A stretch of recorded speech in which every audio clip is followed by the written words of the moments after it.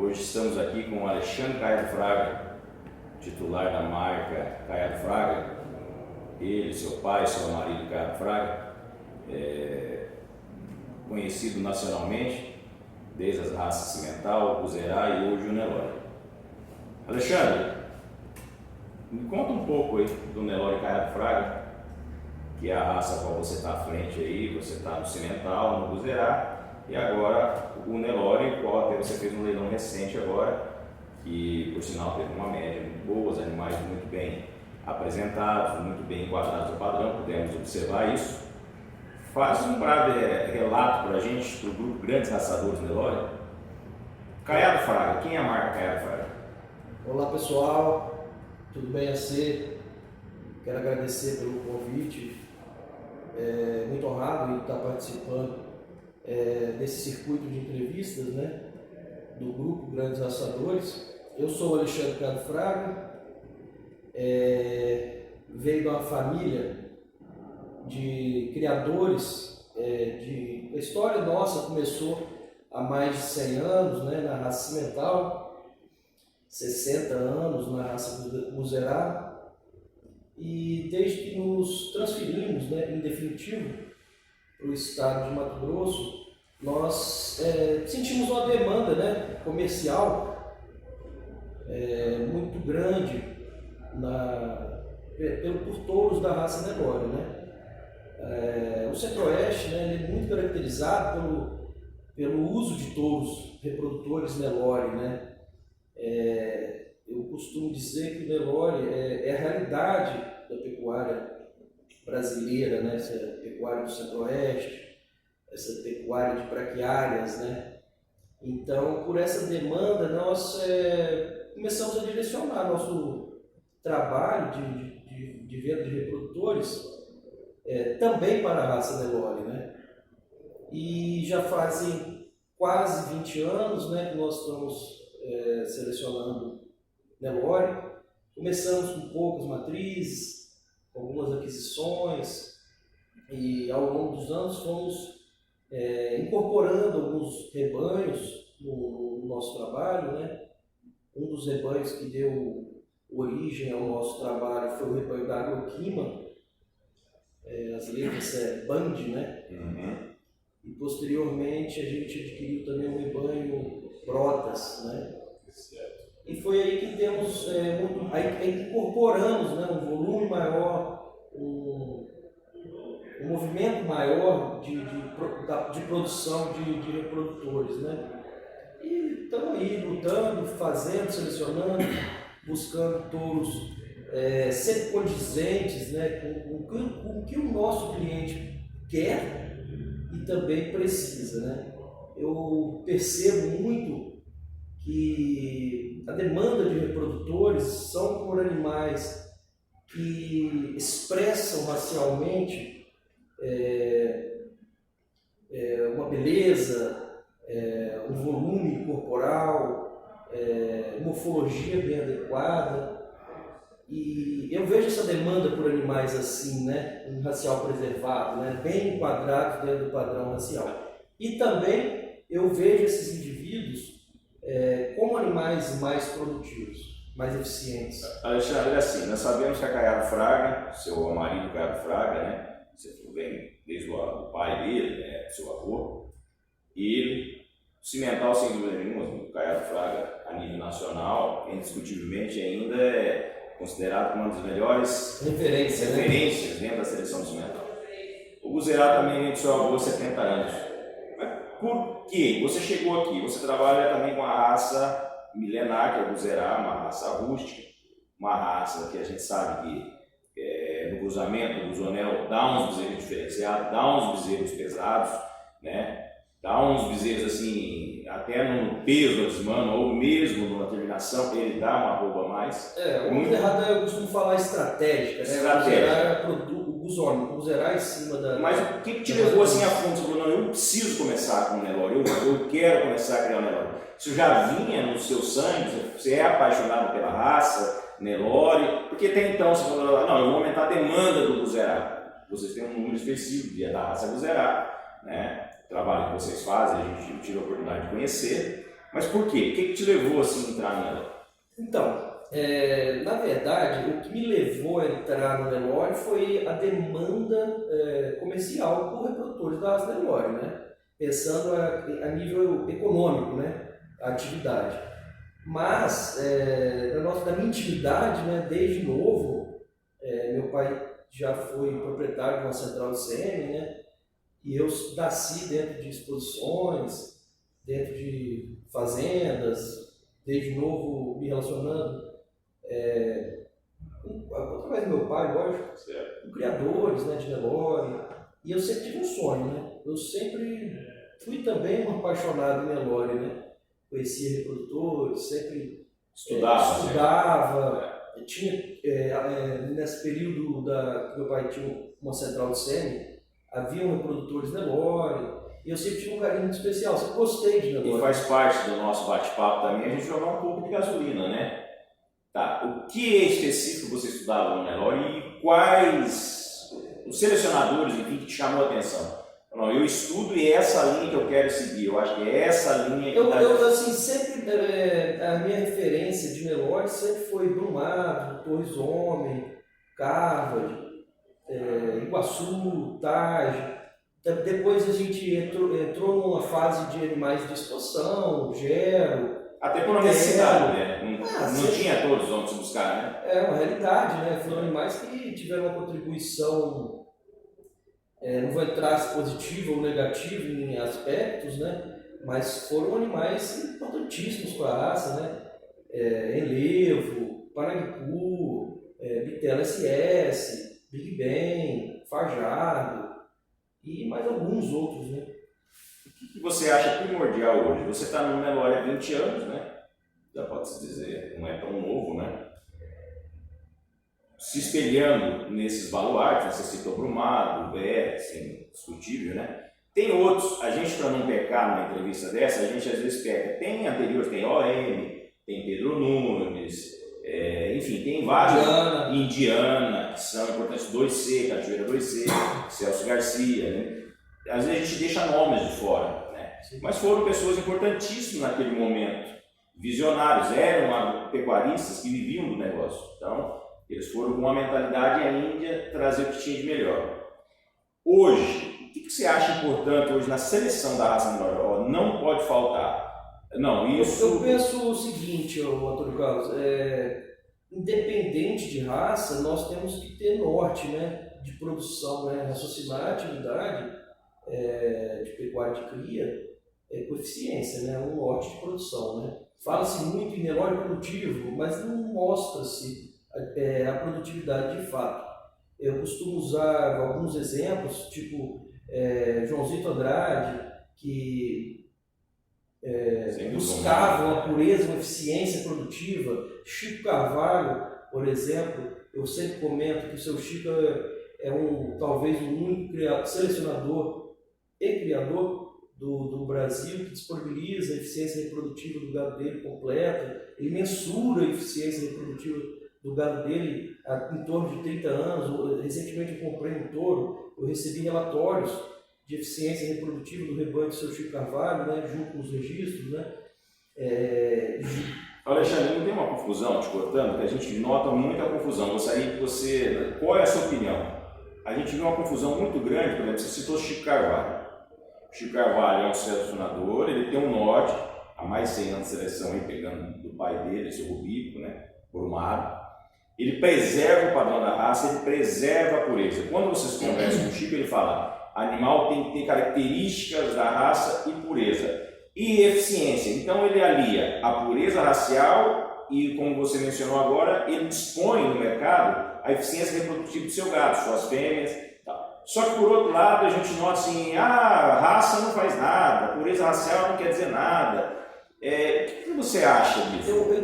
Só para finalizar o raciocínio, a pureza racial, o equilíbrio morfológico, eles que garantem a funcionalidade efetiva do rebanho, né?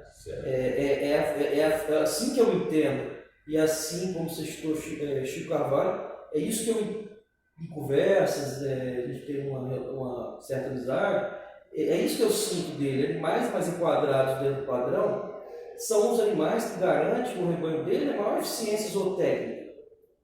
Então, quando falamos em pureza racial, em expressão racial, são os animais que têm uma morfologia mais adequada para garantir a eficiência tanto de reprodução como de produção de carne, né? Uma fêmea enquadrada dentro de um padrão racial, com a morfologia correta, ela vai ser a fêmea, ela já nasce mais evidenciando a maior produtividade dela, e ela serão as fêmeas mais eficientes em termos de reprodutivos.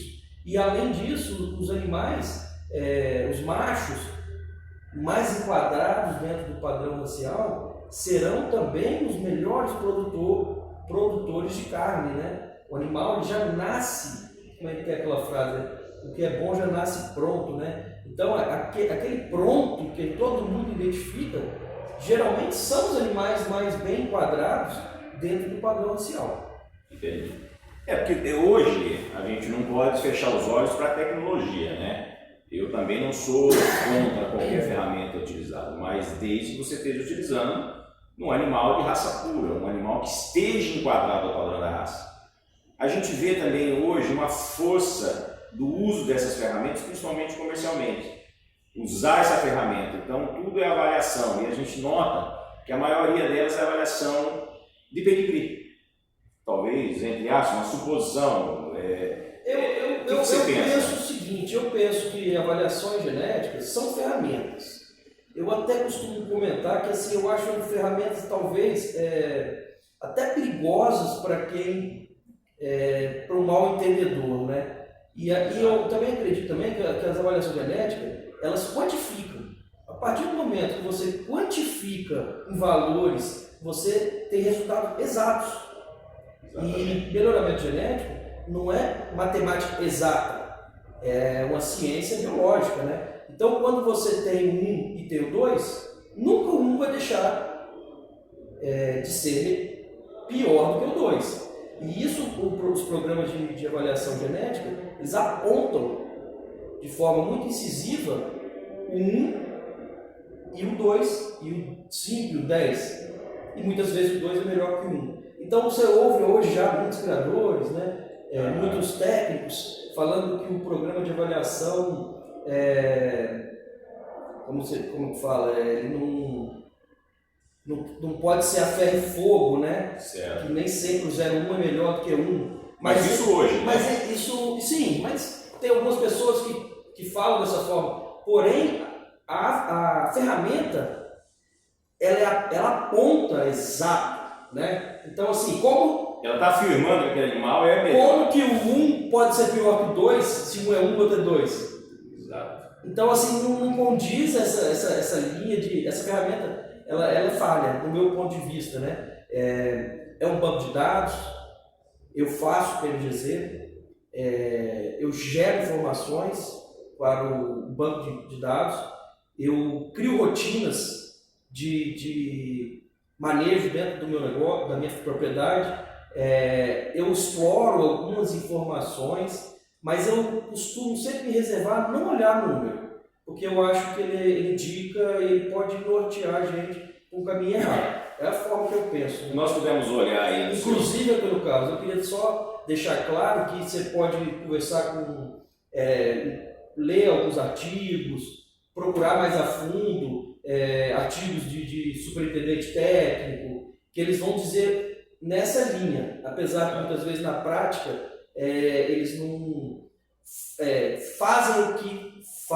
falam, né? Não executam o que falam. Falam uma coisa, mas a execução é outra. Exatamente. Até porque o programa ele vai te direcionar, né? E você falou, eu acho interessante que você comentou aí, tem que tomar muito cuidado com o direcionamento da ferramenta. Eu acho que você colocou muito claro. A ferramenta ela te auxilia, só que da maneira que você usar ela pode levar ao erro. E também há uma dificuldade enorme hoje, a gente nota que certos rebanhos têm dificuldade de encontrar touro hoje para ser utilizado dentro do seu rebanho. E eu vejo também com essa ferramenta, da maneira que eles estão levando, meio direcionando a coisa, não, tem que ser esse aqui, tem que usar essa ferramenta e ela direcionar, a gente nota que está ficando animais bons para trás, de às vezes algum criador, selecionador, vamos dizer assim, há anos que faz um trabalho bem feito, leva ali a ferro e fogo, a parte de funcionalidade do gado, ele tem um bom touro. Outra coisa que eu acho muito importante, vale a pena a reflexão, é que, vou dar um exemplo, um amigo meu teve recentemente em centrais de sêmen, e ele não é exatamente, ele não é um criador, né? E ele comentou comigo que ele ficou assustado com os touros. E está aí o resultado do ferro e fogo das avaliações genéticas, né? Na realidade, deixar claro que não somos nós, né? E às vezes até nós somos rotulados, de repente você não. Nós rotulados, talvez eu, a C e vários outros amigos de uma linha, eu acho que você também partilha dessa mesma linha. Eu partilho da linha sim. Primeiro, o animal tem que ser enquadrado extremamente ao padrão da raça. A partir do momento que eu escolho uma raça para trabalhar, eu tenho que estar uma raça definida. Eu tenho que respeitar aquilo que a raça te deu ali até aquele momento. Agora, basta eu saber selecionar os indivíduos. Eu lembro sempre de uma vez um comentário que o professor Arley fez, né, que eu nunca esqueço, né, que eu sempre lembro, né, que a avaliação genética seria a última das ferramentas que ele utiliza dentro da seleção dele. Quais seriam as outras ferramentas? Dia a dia, informações coletadas internamente e bem interpretadas, né? Bem interpretadas, exato. Seria o que nós chamamos de intra-rebanho. Genealogia, que garante a informação. Vou dar um exemplo. Você olha numa genealogia, um animal de uma linhagem que tende a dar uma despigmentação, ali é uma ferramenta. Você está, tem tal touro aqui, esse touro costuma despigmentar, toma cuidado. É uma outra ferramenta. Avaliação morfológica visual, né? Olhar para que é na régua de avaliação que eles falam muito. Essa é a principal. Linha de dorso, aprumo, pigmentação, característica racial não está ali, não tem como se mexer. A primeira e mais importante ferramenta é a avaliação visual. Tem que treinar o olho, infelizmente, arregaçar as mangas e treinar o olho, entendeu? E aprender a enxergar. Faz parte do nosso bate-papo. A gente coloca na parede, entre aspas, né? O que na sua visão está acontecendo que está tendo uma disparidade dentro da própria associação, que a gente às vezes se depara com certos indivíduos que falam, não, esse aqui vai ser registrado na associação? Vai. Então esse da direita não pode. Mas os dois estão registrados na mesma. O que você acha que está levando a isso? O que precisa? O que nós precisamos? Não sei. Eu acredito que assim, tem que ter uma avaliação visual, né? Ver se o animal está bem enquadrado. Existe o permissível? Existe, né? Mas também pode ter coisas absurdas, né? Infelizmente, nós nos deparamos dentro da nossa central de sêmen com coisas absurdas, né? Touros sem aprumos.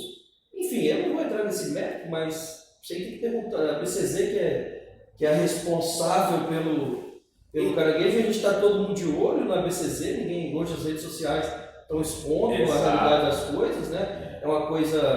como é que se fala? Um caminho sem volta, as redes sociais, transparência, é isso que todo mundo deseja, né? Mas, Alexandre, eu tive agora durante a Exposegu, eu encontrei um grande amigo meu, não vou citar nomes aqui, né, Bruno? Ele é um grande entendedor na parte de cruzamento de raças europeias no geral. E ele trabalha numa central. E eu fiz essa pergunta para ele. Eu bate-papo entre amigos e falei, fulano, mas o que está acontecendo com as centrais? Porque as centrais, de modo geral, é mercadológico. Ela comercializa. Ele me respondeu o bate-pronto que você acabou de falar. Ele falou assim, ele me chama Toninho. Toninho, a associação certifica. Não é nem demanda.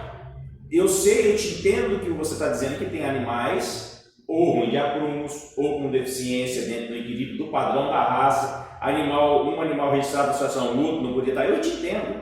Mas quem certificou isso foi a associação. Inclusive, nós falamos na BCZ, ele até apontou o dedo. A associação certificou. Ela deu definitivo. Quem somos nós, centrais, sempre para ir lá questionar?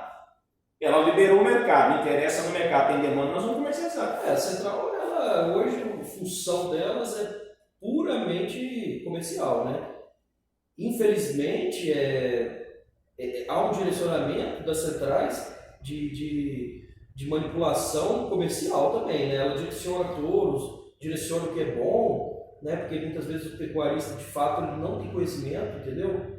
Ele não sabe o que é bom, o que é ruim, o que é mais ou menos, o que é permissível, ele não tem esse conhecimento, né? Então ela fala, esse aqui é bom para usar em novilhas, esse aqui é bom demais de peso. Um ponto que você falou para pegar o gancho, novilhas, né? Você sabe que nós estamos passando agora, e é real já, e é uma preocupação, peso ao nascimento. Ele não é mensurado por quê? Porque gado comercial é muito difícil mensurar peso ao nascimento, diferente do seletivo. E nos catálogos está lá que é negativo e está nascendo bezerro com 45, 50 quilos. O que você acha que está levando a isso? Na verdade, assim, de fato, eu já tive experiências, algumas más experiências, né? De fato, Nelore tem produzido animais de peso ao nascer muito elevado.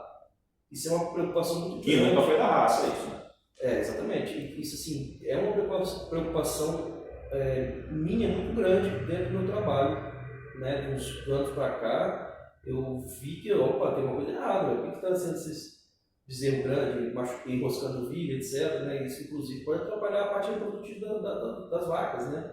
Então, aí agora você já voltou na questão da ferramenta da avaliação genética, né?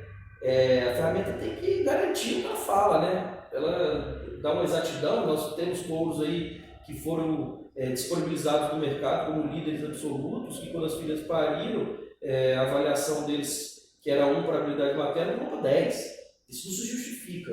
Isso é uma falha grosseira, né? Até porque o impacto que esse touro em questão teve na atividade pecuária é enorme. Inclusive, hoje você liga a televisão e vai assistir leilões. Eu costumo falar assim, que os vendedores dos filhos desse touro devem estar com vergonha, né? Eles estão desovando o problema antes que alguém perceba, né? Que na verdade a pessoa do campo vai acabar nem percebendo, né? Você falou uma coisa buscando o gancho lá. E um culpado, só para concluir, o culpado dessa falha, desse touro em questão, que eu não vou citar nome, não é o caso,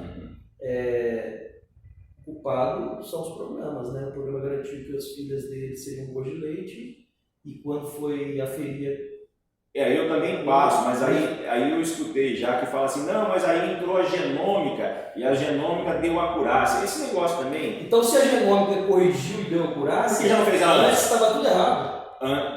Ótimo, perfeito, boa colocação. Então, quer dizer, o touro em questão, ele era top 01 para tudo, né? Era para desempenho, para habilidade, enfim, para todas as características. Inclusive, o slogan dele era líder absoluto, né? Líder absoluto.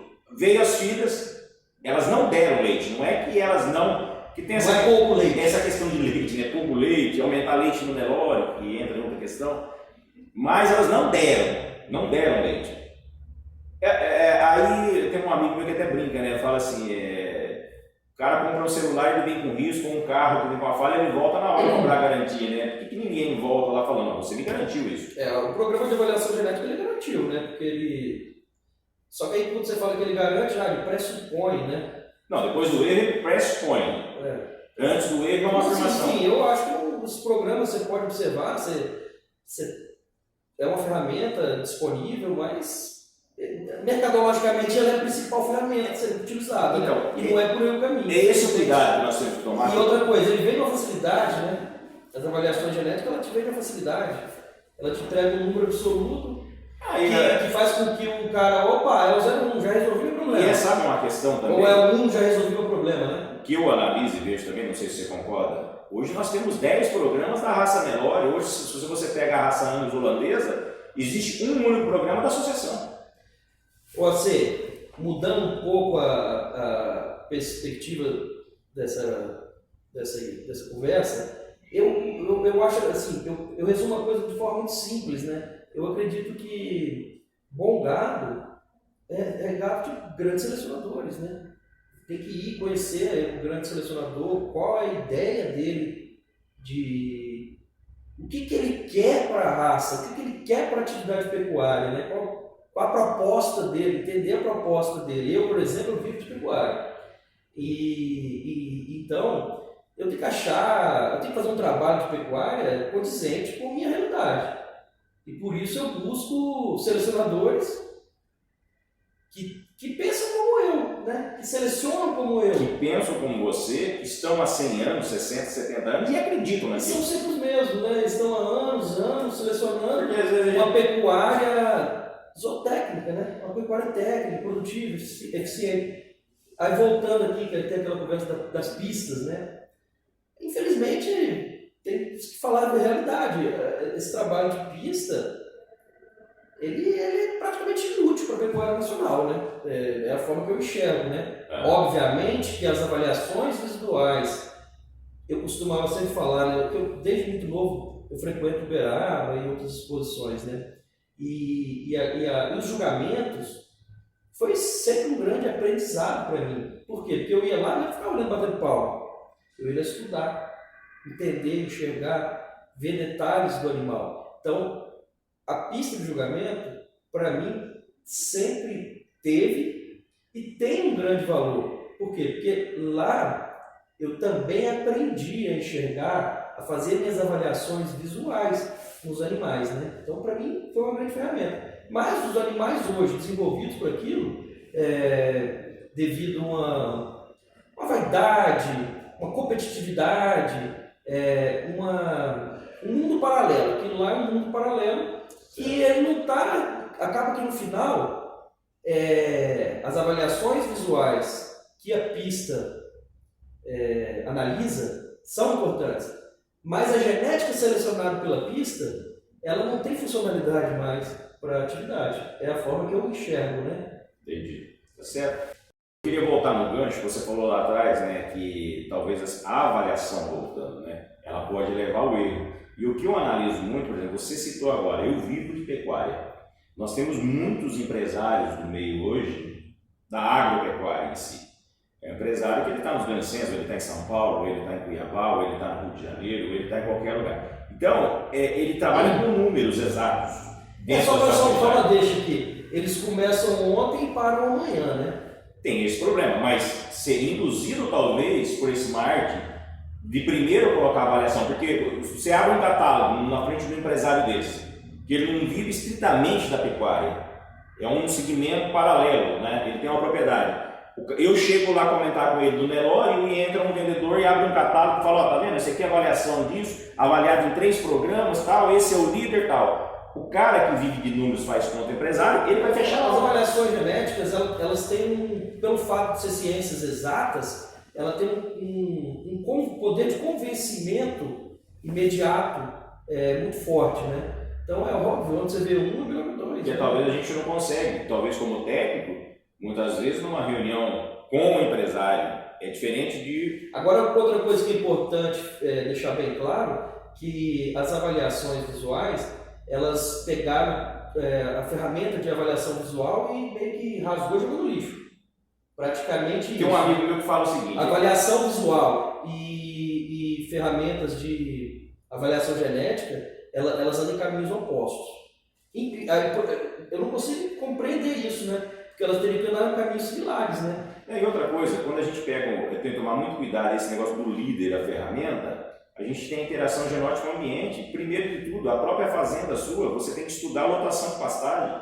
Porque não é que ela conta exato, o animal, não é. Tem determinada região que é o animal, ok. Tem determinada região que você coloca X cabeça por hectare. Na outra, você não coloca nem aquela pontinha básica. Então, tudo isso é um aprendizado da própria o fator ambiental ele é muito importante, né? A gente tem que desenvolver também, eu acho que através de experiência, dedicação, a percepção nutricional dos ambientes, né? Isso é fundamental. Você olhar um animal e saber, esse animal come 500 gramas de proteína ao dia, ou você olhar o pelo do animal e a gordura e falar, esse animal tem tal idade, ele come 5 kg de ração por dia. Você tem que ter uma percepção, né? Para não fazer avaliações equivocadas, né? Porque você tem que pensar na sua realidade ambiental, né? Eu pensando na minha realidade ambiental, no sistema de produção de pastagens boas de braquiária, e eu buscar para o meu trabalho de melhoramento genético uma realidade paralela de ganho de pesos grandes, porém de alta nutrição, muitas vezes a gente vai se decepcionar com os resultados. Exato. Eu estava voltando atrás, né, que você comentou, tem um amigo nosso, até em comum, né, para não citar nomes, que ele fala assim, que o que os programas fizeram?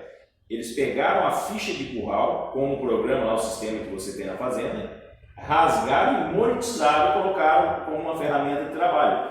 Porque eu vejo muito que às vezes você não quer participar dentro de um programa de avaliação, mas você faz a sua, você tem critério. Você tem um programa lá que fala, essa vaca aqui, opa, intervalo de parto, 12 meses, 13 meses e tal, opa, 16 meses, opa, vou ver o que aconteceu, tal. Então você tem seu animal, você faz seleção, você vive daquilo.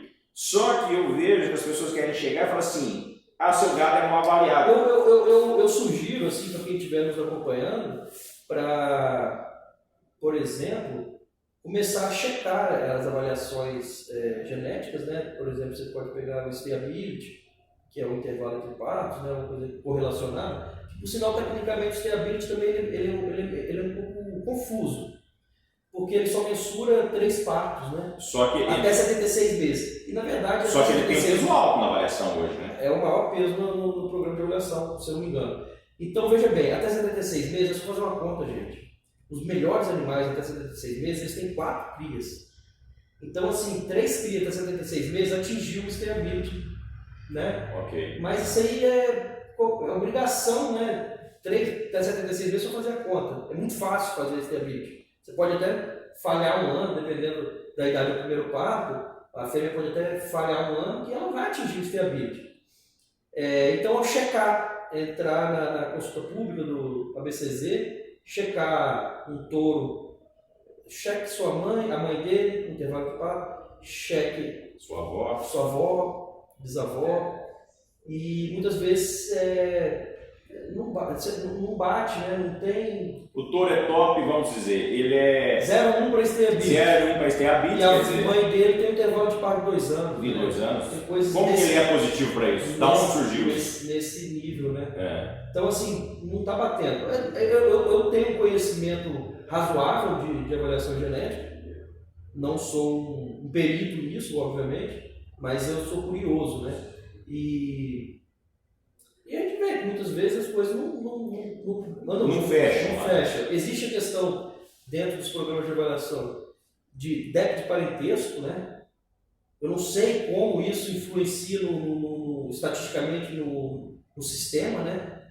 O impacto disso. Há um impacto do débito de parentesco, porém eu não sei como a débito de parentesco, matematicamente, o sistema, nos cálculos do programa, ele consegue associar isso, né? Eu não sou entendedor também a fundo, né? Tem amigos que mas esses dias eu questionei assim. É igual, só para o pessoal entender, é igual a urna eletrônica, né? A gente não sabe como roda o sistema operacional computadorizado. Como é transferido a votação, como vai, tá? Então, a fundo da parte técnica, né, que um TI faz, tecnologia de informação, exato. A função do TI, esse eu não sei dentro do programa de avaliação.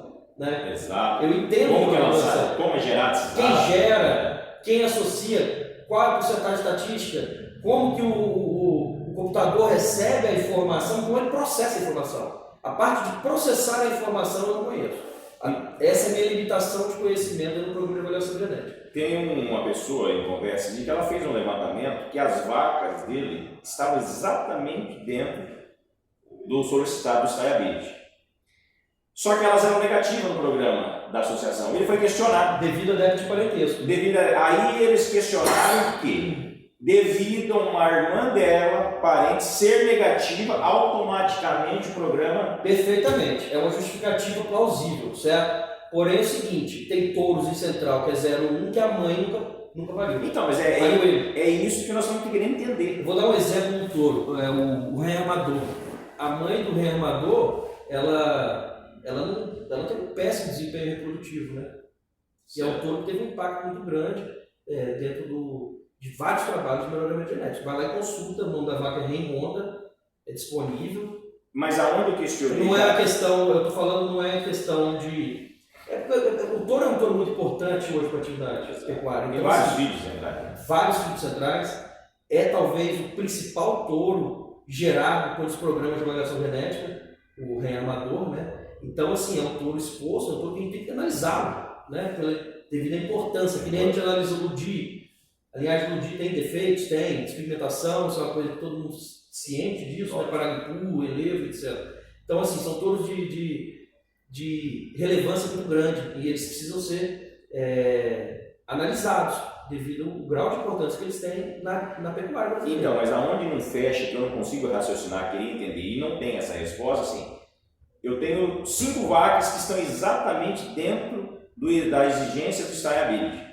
Só que elas são negativas. Quando você for lá comprar, fala, mas peraí, essas vacas elas estão fazendo papel. Ah, mas elas são negativas devido a débito, parentesco, falou porque tem uma irmã negativa. Aí eles começam a falar o peso, não sei o quê. Tudo bem, mas assim, aí eles... Mas a seleção é indivíduos? Certo, com certeza. O que eu acho estranho é que essa vaca, que era negativa devido à irmã, o rearmador é positivo e a mãe não. E o parente direto, a mãe é negativo. Não, a mãe é positiva também. A positiva. Só que ela não tem eficiência nenhuma. Só que positiva sem eficiência. É uma coisa. Eficiência real, né? Na realidade, o que nós queremos com isso? Né? Muita gente acha, vamos dizer, polêmica, Não, nós queremos entender. Nós não podemos brincar com a pecuária nacional. Eu acho assim, a raça Nelore, vamos dizer assim, que é de maior volume hoje no país, ela veio, ela se adaptou, ela se desenvolveu, ela se tornou base para qualquer raça do mundo, seja por próprio zebuíno, né? Você cria o zerá, vou fazer o guzonel, você depende da vaca Nelore. Vou fazer o meio sangue cimental, você também tem a raça cimental, preciso da vaca Nelore. Vou fazer o branel, preciso do Nelore. Qualquer sindinel, não sei o cruzamento do síndico, Nelore, é uma base. Eu acho assim que nós temos que cuidar hoje, Alexandre. Para não perder essas características. Para não perder essa característica. Quais seriam essas características, né, C? Vamos começar. Seria o peso ao nascer bom, pequeno, não pequeno, né? Porque os animais que nascem muito pequenos também, eles são animais de maior performance. É o que a gente fala, normal. É o padrão da raça, normal. Normal. Os tetos das vacas, né? Ubre, teto pequeno. Isso. Pouco leite não, só leite suficiente para criar o bezerro. Leite adequado para uma matriz de campo, né? A vaca Nelore é uma vaca que caminha muito bem, né? É uma vaca leviana, é uma vaca com uma estrutura óssea muito apropriada para andar à distância, né? E é uma vaca que defende muito bem a cria, né? Ela é uma vaca viva, em estado de alerta para proteção, né? A fêmea Nelore, de fato, ela é uma grande fêmea, não é à toa que a pecuária brasileira evoluiu muito, né? É por causa dessa grande mãe. Que eu costumo falar, quando alguém fala alguma coisa da vaca Nelore, eu falo que a melhor vaca de leite do Brasil é a vaca Nelore. Sem dúvida. É uma vaca, né? Por quê? Porque ela te produz. Ela é uma vaca, tudo bem, é o segmento de corte, mas ela te dá um bezerro por ano e ela cria muito bem esse bezerro, ela te entrega, né? Entrega bons bezerros. E os machos Nelore não são os mais pesados, porém são animais que têm uma capacidade de peso final elevada, né? Nós conversando essa semana passada, fantástico. Você lembra que um grande especialista aí do meio da área reprodutiva, né, teve um amigo nosso que veio falar que ele citou isso na última palestra. Cuidado com o que vocês estão querendo fazer com esse negócio de avaliação, leite, 4 kg de leite, 5 kg de leite. Os discursos vão mudando, né? Os discursos vão mudando para corrigir as falhas, né? Eles forçam uma coisa e acaba caindo num buraco. E aí que vai adaptando o discurso, né? Por exemplo, quando começou esse negócio de super precoce, primeiro era tratar muito, primeira conversa era emprenhar nova, para você ganhar eficiência dentro da propriedade. Aí, segunda etapa, tratar para emprenhar nova. A terceira etapa, tratar quando parir. A quarta etapa, tratar durante a gestação. Então, assim, a quinta etapa, remover esses animais o mais rápido possível da sua propriedade, porque a genética é evolutiva, né? Então, assim, sempre achando uma solução para um problema lá na raiz, né? Vocês podem reparar também que essas fêmeas, posso estar enganado, mas eu acredito que não, pelas percepções que eu venho tentando enxergar, as fêmeas que são muito desafiadas, elas têm uma vida muito rápida, né? Elas ficam... Não tem uma longevidade. Não dá. É o que eu percebo, né? Posso estar enganado. Gostaria de ver resultados Você já parou para pensar o tamanho do problema? Só que veja bem, só para completar, hoje se justifica retirar uma fêmea muito rápida do rebanho para a renovação de plantel, né? Então, assim, sempre buscando soluções, né? Respostas imediatas, né? Para os erros. Para uma coisa, para um caminho, que estão buscando um caminho e e muitas vezes que é um caminho diferente, né? Um caminho forçado, né? E buscando sempre soluções para resolver os problemas que eles criam, né? Eu estava parando para pensar, analisa comigo se tiver construído errado. Super precoce, ou precocinha, super precoce, eu preciso emprenhar ela. Para me emprenhar, tem todos esses quesitos que você citou. Mas o principal que eu preciso, colocar um touro que tem peso ao nascimento baixo. Aonde eu acho hoje touro com peso ao nascimento baixo? Nos puros enquadrado ao padrão. Muitos desses não participam de programa ou são citados como negativos.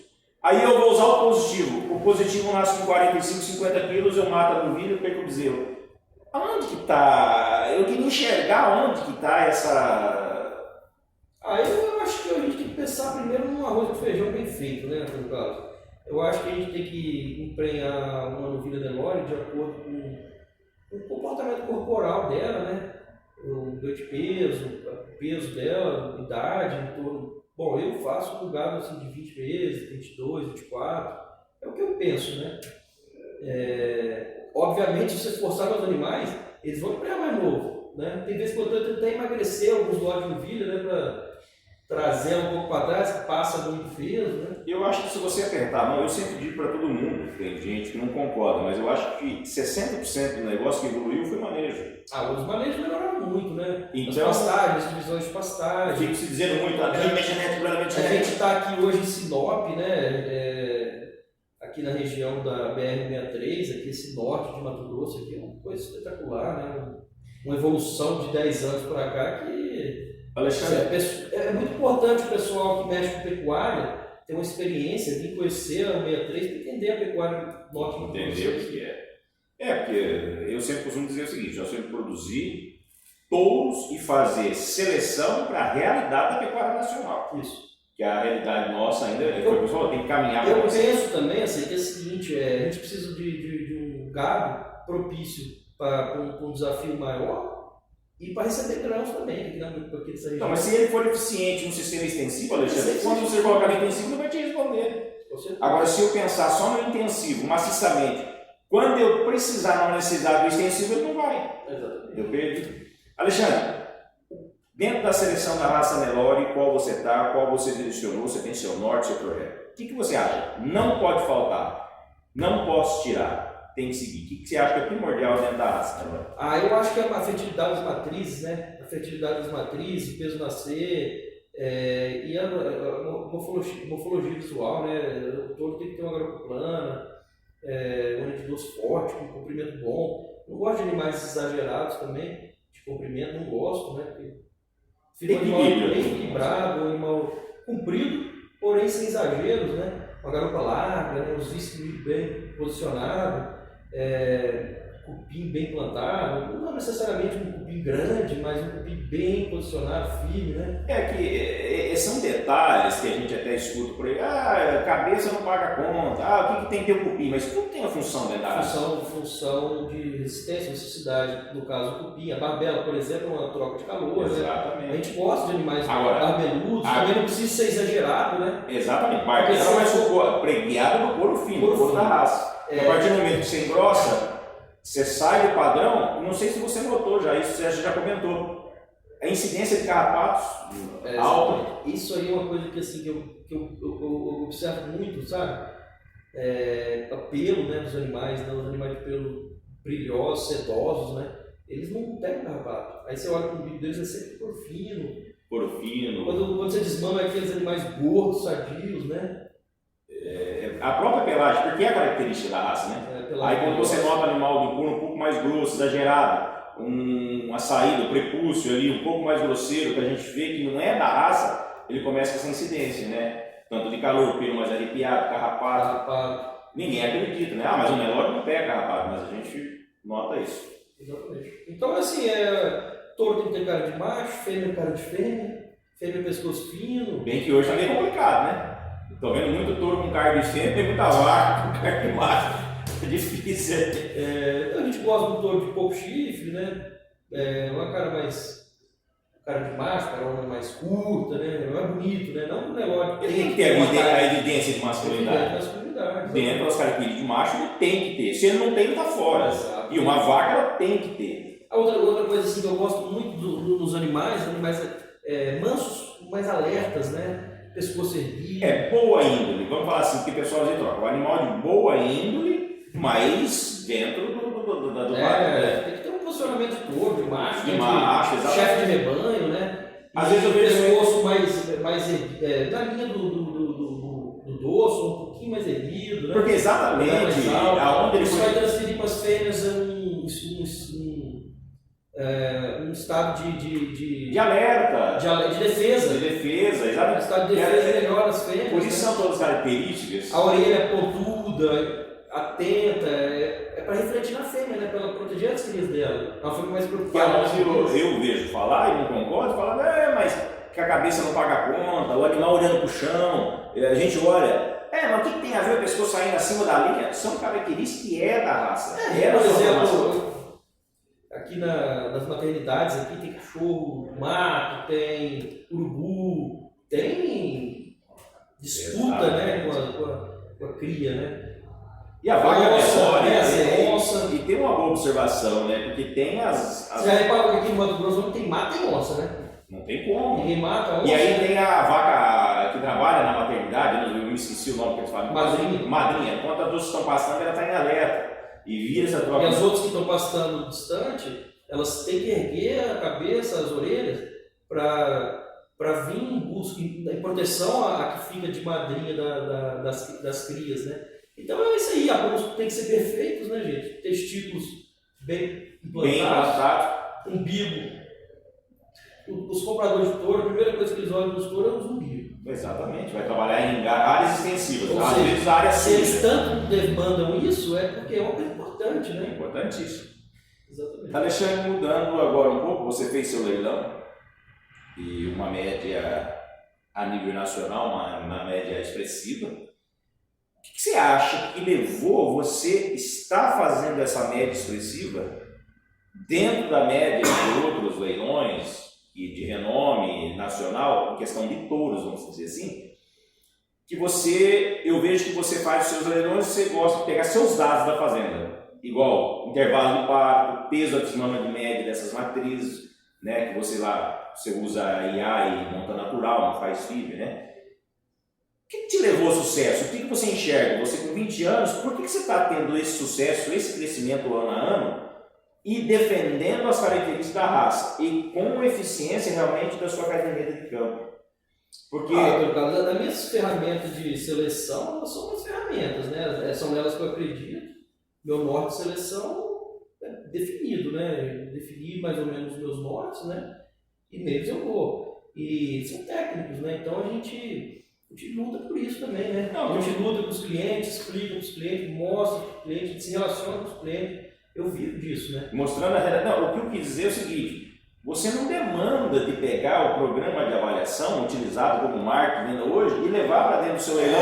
São muitas ferramentas, né? Elas são todas muito utilizadas para marketing de venda, tamanho de CE, tem muitas coisas que é muito utilizado para marketing de venda. Muitas vezes, assim, não estou generalizando, avaliações de carcaça também são muito utilizadas para marketing de venda, avaliação genética é muito utilizada para marketing de venda. Então, assim, são ferramentas que tem muito foco mais na venda do que no... E, assim, eu preciso, assim, com essa visão, eu acredito que eu tenho que buscar uma alternativa que eu acredito que seja mais real, porque todo mundo faz isso, eu não acredito que eles estão fazendo certo, então eu vou no caminho que eu acredito que seja mais certo, né? Então, o sucesso seu, com certeza. Primeiro, você tem um norte, você respeita o padrão da raça, acredita que preservando as características da raça e fazendo uma boa seleção, selecionando um indivíduo que te traz resultado, é o que está trazendo sucesso, o sucesso do seu comprador. Assim, eu procuro ser sempre transparente, né, com nossos clientes, e eu gosto de me dedicar a eles, tentar contribuir com esse enxergamento, com esse norte, né? Assim, eu gosto de explicar o que eu enxergo para eles, né? Eu faço questão, né, de se possível, estar mostrando. E está levando ele para dentro da sua fazenda também, vendo a origem dos touros seu. E você estava me comentando também, com certeza, eu acho uma coisa importantíssima que você me comentou, né? Você fez um leilão, você teve 21 compradores diferentes. Isso é importante. Nós temos uma recompra grande, nós temos uma seu. entrada de clientes grande, todo perfil de cliente, sabe? Tem cliente que tem sítio, tem cliente que tem fazendas enormes. E graças a Deus, assim, o feedback dos clientes em relação aos nossos touros, dos gerentes, dos próprios proprietários, é muito positivo, né? Todo mundo gosta dos touros que a gente vê. Isso é importante. Alexandre. E é touro assim, sem firula, sem nada. É touro para fazer tem que ser feito, né? Eu vi que você faz assim, você não gosta de excessos, porque você tem essa preocupação assim. Eu tenho a plena consciência que eu vou entregar um reprodutor, ele vai ter a fase de adaptação, eu tenho zero, ele vai trabalhar. Eu tenho, pode-se dizer, zero troca de touro, cara. Isso aí isso dentro de uma criação, dentro do comércio que você vive da pecuária, isso é extraordinário. Porque... Não porque eu não quero trocar, né? Assim, se o cliente quer, troca sempre, né? Exatamente. Sempre troca, né? Alexandre, a gente bate papo gostoso, a gente se estende e vai se empolgando e um assunto vai puxando o outro, né? Para a gente não se estender. Mas eu gostaria de suas considerações finais, o que você pode falar, o que você acha aí da evolução da pecuária no todo, né? O que você enxerga? Eu enxergo que a pecuária está num momento bom. Claro que a gente está passando por um período imediato agora meio turbulento, mas eu acredito muito que a pecuária, a demanda de proteína animal, a demanda mundial de proteína animal, ela só aumenta, né? Então eu vejo com bons olhos o futuro da pecuária. Bom, você está aqui no Mato Grosso, você está vendo isso, né? Essa demanda, os mercados vendendo muita carne, muita produção, né? Produção diminuindo em alguns lugares por causa da soja, né? Os grãos expandindo muito, né? E é isso aí, eu vejo com bons olhos. E o melhoramento genético está aí para cada vez mais próximo do pecuarista, né? Mais disponível, né? As ferramentas digitais hoje, de redes sociais, trazendo mais transparência, né? Aproximando mais os trabalhos da população de forma geral, né? E isso é muito bom. Quero agradecer a você pela oportunidade, me incluir nessa rota aí dos grandes criadores, né? O grupo é um grupo muito bom, um grupo muito participativo, né? Tem grandes selecionadores lá dentro, grandes técnicos, e é isso aí. Obrigado pela atenção de quem está assistindo até o fim agora, né? Exatamente, quem vai estar nos acompanhando, né? O assunto é gostoso, né? Que eu estou falando, a gente se estende porque fica um bate-papo interessante. Eu também, da minha parte, eu gostaria de agradecer você, né? O seu pai, seu marido, né? Que é uma pessoa que a gente tem uma estima, um respeito muito grande, né? Um selecionador nato, um zootecnista nato, e o bom dele quando a gente conversa com ele é que ele respeita, ele gosta das características da raça e essa parte zootécnica, né? Ele sempre fala isso. E parabenizar você pelo seu leilão, pelo seu trabalho e continue essa linha aí, Alexandre. Grande abraço para vocês aí e boa sorte na sua jornada. Obrigado, senhor.